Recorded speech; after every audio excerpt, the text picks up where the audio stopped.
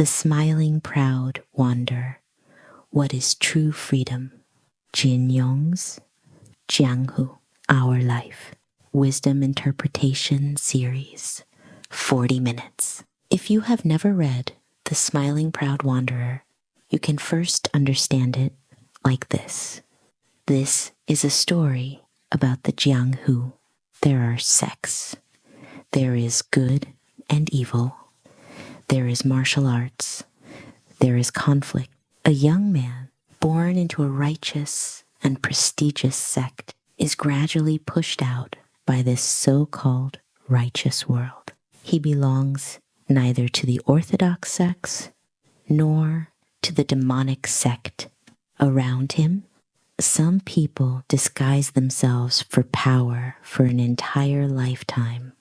Some give up everything for martial arts, and some, after gaining control of everything, completely lose themselves. But he walks a different path. He does not win the Jianghu, but he gains freedom. In 1967, Jin Yong began serializing The Smiling Proud Wanderer in Mingpao. This is the story of martial world rivalry we just mentioned, full of sword fights, love and hatred, supreme skills, and endless conflicts. But Jin Yong himself said this book is actually about politics. He wrote in the preface, "The Smiling Proud Wanderer is a martial arts novel. It portrays universal characters and events. Linghu Chong is a type of person that can exist in real life, a common type in our society." What does this mean? Jin Yong is not writing about a distant Jianghu, but about the society we all live in. The martial world is the workplace, the political arena, any place where power is contested. Secret manuals are shortcuts to success. The distinction between good and evil is a moral standard, but who defines what is right and what is wrong? And characters like Linghu Chong, Yue Bukun, Ren Waxing, and Dongfang Bubai, you can find their reflections in real life. Today, I will use 40 minutes to help you understand the Smiling Proud Wanderer again. Not to talk about the plot, not to talk about martial arts, but to explore the deeper ideas behind this book. What is true freedom? How does power corrupt human nature? How do we preserve our inner self within rules? I will also compare Jin Yong's ideas with Western philosophers such as Sartre, Fromm, Nietzsche, and Machiavelli, because you will find that Eastern martial arts novels and Western philosophy are discussing the same questions. Are you ready? Let us enter the Jianghu. Who is Linghu Chong? The senior disciple of the Huashan sect, extremely talented, originally destined to become the next leader. But he has one problem. He does not care about rules. He violates sect rules and drinks with people from the demonic sect. He learns forbidden sword techniques of Huashan. He goes against his master's expectations and refuses to marry Yue Lingshan. He is even expelled from the sect and still refuses to submit.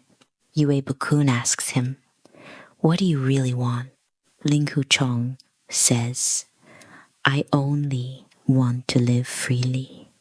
His freedom is not doing whatever he wants, but not being defined. He does not want to become the leader of Huashan. He does not want to become a hero of the orthodox sects. He does not want to become any role predefined by society. He only wants to be himself. This is strikingly similar to Sartre's existentialism. Sartre says, "Existence precedes essence. You define yourself through your choices. No one defines in advance what you should become. Your essence is created by yourself. Linghu Chong refuses to be defined. He is not the Linghu Chong of Huashan. He is simply Linghu Chong. His choices define who he is. You work in a large company. Everyone expects you to get promoted, buy a house, get married, have children, follow a standard life path. But you do not want that. You want to travel, become a freelancer, live a different life. Your parents say you need stability. Your friends say you are too impulsive. Your boss says you are not ambitious, but you insist, I just want to be myself. This is Linghu Chong. Sartre would say, this is your freedom, but you must bear the consequences. Linghu Chong does. He is expelled. He loses his status. He loses Yue Lingshan, but he gains freedom and pays the price for it. Jin Yong understands clearly, freedom is not free. The price of Linghu Chong's freedom is first loneliness. After being expelled, he has no home. His friends scatter. Sartre says, man is condemned to be free. Freedom is not a gift, but a burden. If you choose freedom, you must accept loneliness, misunderstanding, and lack of belonging. The second price is lack of recognition. The orthodox world sees him as an outsider. Even the demonic sect does not fully trust him. Brahmin Escape from Freedom says most people willingly give up freedom because it is too heavy. It is easier to belong, safer to be normal. But Linghu Chong refuses. The third price is uncertainty about the future. He has no security, no plan, no guarantee, but he says, I do not care. Nietzsche says, become who you are, not who others expect you to be, but who you truly want. Linghu Chong leaves this. He represents negative freedom, freedom from interference, freedom from being defined. Ren Waxing represents positive freedom, the freedom to control everything, to dominate others. Linghu Chong does not want to control anyone. He only wants not to be controlled. Ren Waxing wants to control everyone, including Linghu Chong.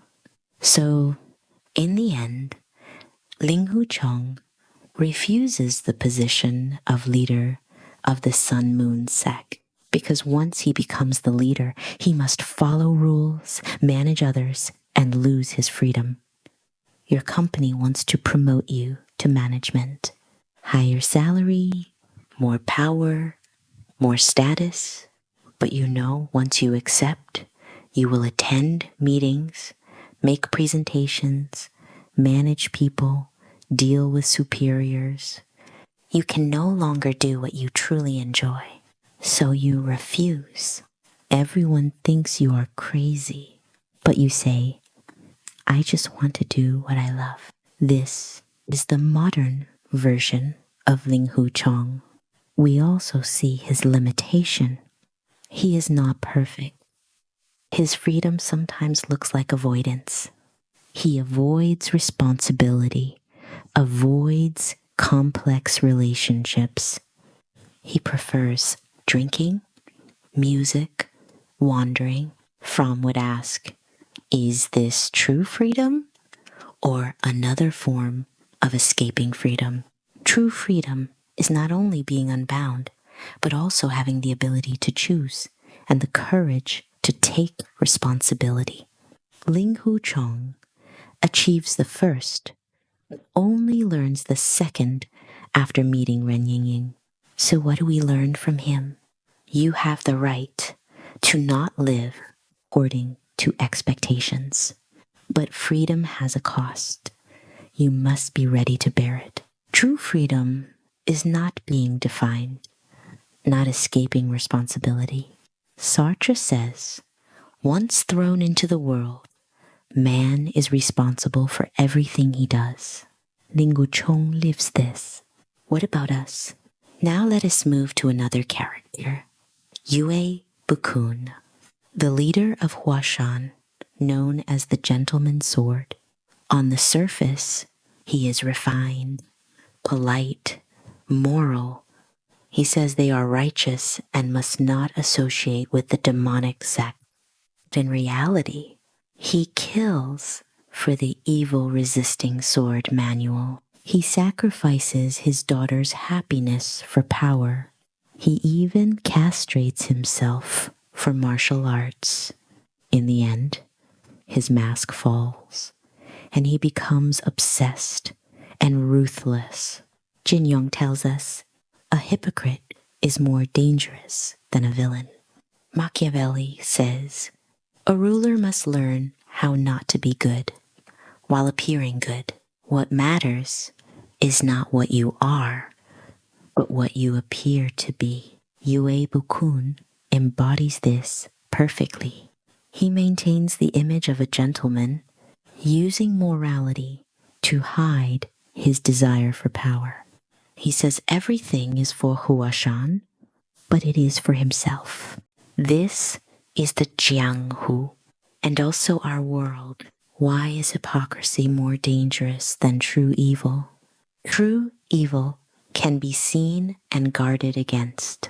Hypocrisy cannot be seen and cannot be defended against. Jin Yong writes in the book, Zhuo Longchan may be sinister, but he never pretends to be a gentleman. Yue Bukun is the most dangerous because he makes you believe he is a good person. Nietzsche says, morality is often the weapon of the weak. Yue Bukun uses morality as a weapon to hide his will to power. He says we must uphold righteousness, but what he means is you must obey me. He says the demonic sect is evil, but what he means is anyone who does not follow me is evil. He defines righteousness and labels anyone who threatens him as evil. At the beginning, Yue Bukun may have truly been a gentleman, but power slowly changed him. He tasted respect, and he did not want to lose it. He saw other sects becoming stronger, and he wanted Huashan to become stronger, because that would make him stronger.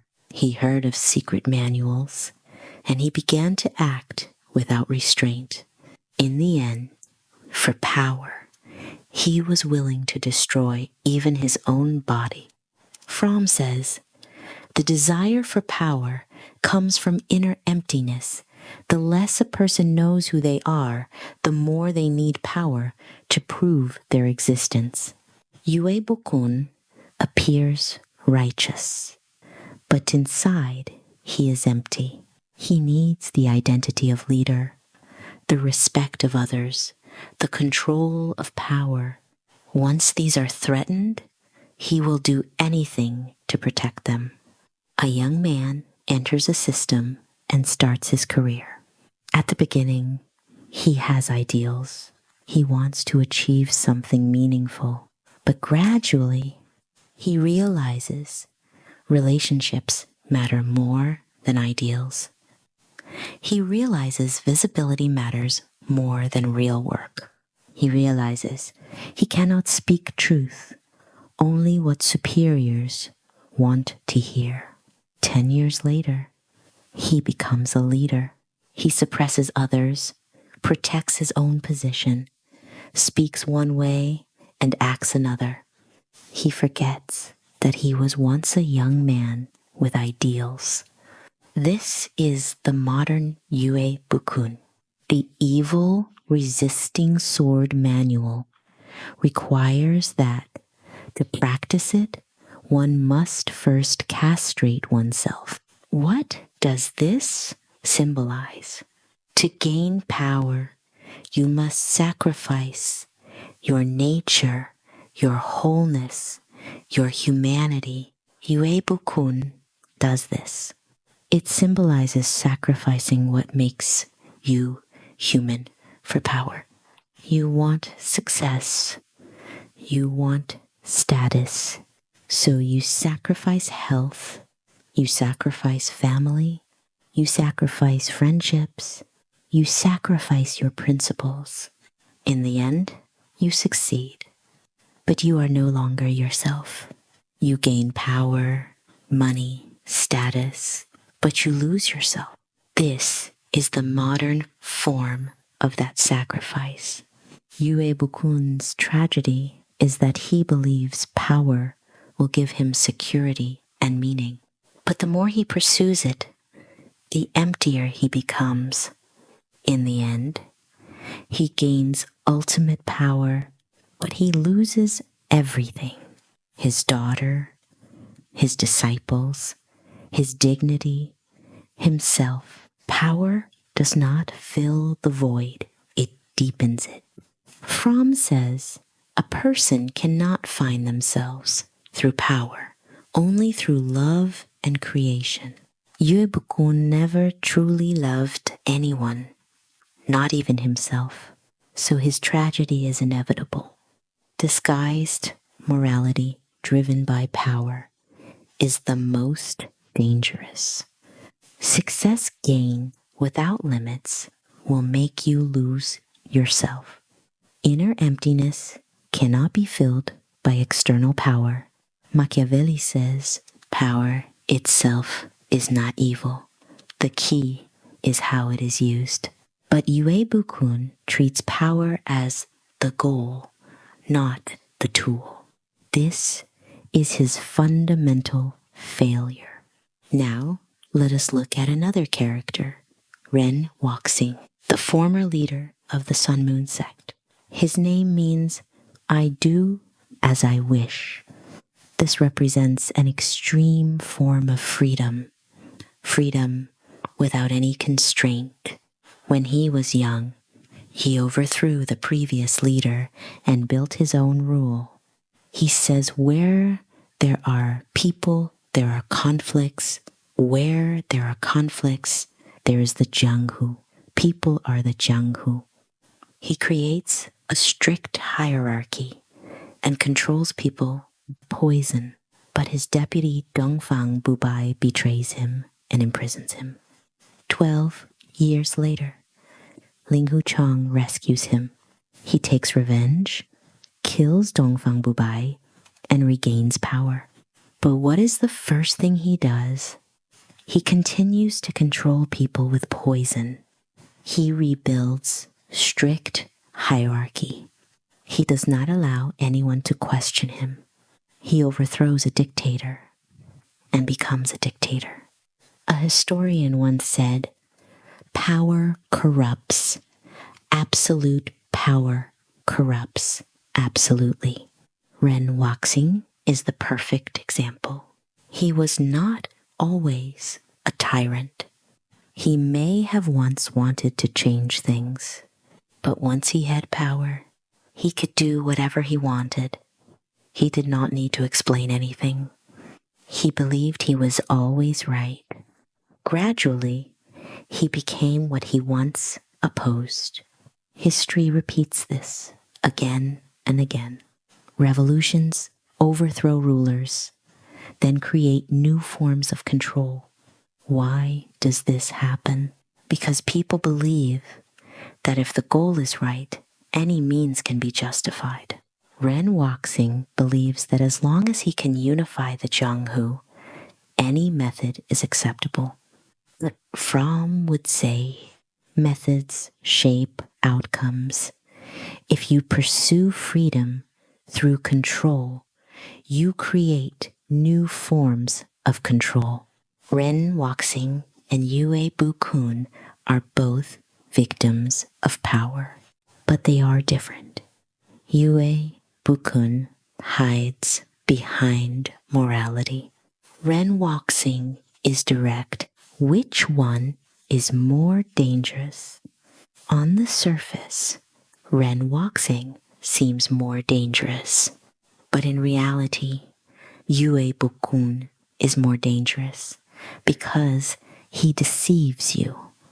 Nietzsche would say, honest evil is more respectable than disguised goodness.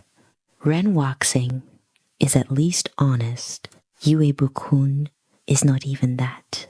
Ren Waxing's martial art allows him to absorb others' power. What does this symbolize?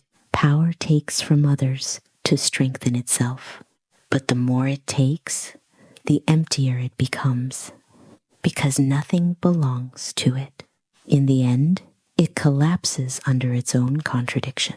A business that exploits its workers may grow fast, but eventually it collapses because it has no foundation. This is the consequence of exploitation. Ren Waxing believes human nature is evil. He believes control is necessary. But this belief creates the very world he fears. If you treat others with suspicion, they respond with suspicion. If you act with hostility, others respond the same. This becomes a self-fulfilling reality, and it leads to his tragedy. He cannot trust anyone. No one truly follows him. He cannot stop, cannot rest, cannot let go. He is not free. He is controlled by power. Now let us look at another character, Dongfang Bubai, the leader of the Sun Moon sect. He was originally Ren Waxing's subordinate, but later betrayed him and took power.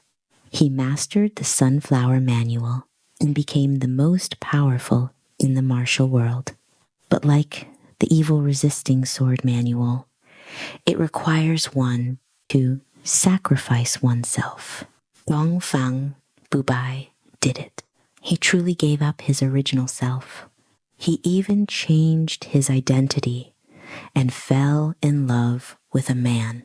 Jin Yong presents an extreme metaphor here. For power, a person can lose everything, even their sense of self. This is alienation. A person, in pursuit of something, gradually loses who they are. Dongfang Bubai is the ultimate example. He sacrifices his body. He sacrifices his humanity. He sacrifices his identity. In the end, he is no longer himself. He becomes a tool of power. Fromm would say, when a person lives only for power, they lose their essence as a human being. You may pursue success and give up everything. You give up your health. You give up your family. You give up your passions. You give up your values. In the end, you succeed. But when you look at yourself, you no longer know who you are. This is the modern version of Dongfang Bubai. Now we look at Yue Bukun, Ren Waxing, and Dongfang Bubai. All three pursue power, but in different ways.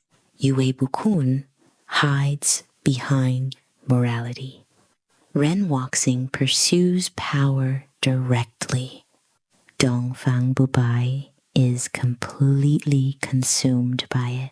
This is a progression from disguise to control to complete loss of self. Both manuals require sacrifice. Why? Because power always demands a price. If you pursue it without limits, you will lose something essential. Morality, joy, identity. You gain something external, but lose something internal. This is the true meaning of that sacrifice. Many successful people experience this. They gain achievement, but lose connection. They gain status, but lose themselves. Nietzsche says, when you gaze into the abyss gazes into you. When you pursue power, power transforms you. Dongfang Bubai reaches the peak. He has ultimate power, but he is alone. He trusts no one. No one understands him. The only person around him loves his power, not him. In the end, he dies in isolation. He realizes too late that everything was false. No love, no friendship, no joy, only emptiness. Fromm says, the deepest human need is not power, love. Dongfang Bubai chose power, so his ending is inevitable. Power is a tool, not a purpose. When power becomes the purpose, the human being becomes lost. You gain control, but lose yourself. The Smiling Proud Wanderer is not just a martial arts story. It is a mirror. In this mirror, we see our society. Who defines good and evil? In the story, there are orthodox sects and demonic sects. The orthodox claim to be righteous, but they also kill and compete for power. The demonic sect has cruelty, but also loyalty and sincerity. Good and evil are not absolute. They are defined by power. Whoever holds power defines truth. This reflects a deeper structure. Power does not only control, it defines reality. In the workplace, those in power define what is right. In society, those in power define what is normal. The rules you follow are not always for your benefit. They often exist to maintain structure. This is the hidden nature of power. The Smiling Proud Wanderer reveals this. So how do we remain ourselves in this world? Linghu Chong gives an answer. Do not blindly follow rules. Do not let others define you. Stay true to yourself. He judges people by who they are, not by labels. He makes his own choices and accepts the consequences. He does not need external approval. He remains himself. No matter what happens, Nietzsche says, become who you are. Linghu Chong lives this. What about us? We also live in a jianghu. The workplace is a jianghu. Social life is a jianghu. The internet is a jianghu. We all exist within systems of power. This story is not about the past. It is about us. In the end, only Linghu Chong and Ren Yingying truly step out of the jianghu. They leave everything behind. They live simply. This is what it means to smile at the jianghu. Not to conquer it, but to transcend it. Not to control everything, but to let go. Not to prove yourself, but to be yourself. Sartre says, freedom is not having what you want, but wanting what you have. They stop chasing external things. They choose each other, and that is enough. What does Jin Yong want to tell us? Power changes people. No matter how righteous you begin, if you pursue power, it will reshape you. Rules can be questioned. You do not need to accept everything as given. You must see with your own eye and judge with your own mind. True freedom is internal. It is not doing anything you want, but not being defined by the outside world. Linghu Chong loses status, but gains freedom. Dongfang Bubai gains power, but loses himself. If you were Linghu Chong, what would you choose? Would you follow expectations or choose your own path? Would you take power or let it go? There is no standard answer. One thing is certain. Whatever you choose, you must bear the consequences. At least make your own choice, not one made for you. Let us end with a few words.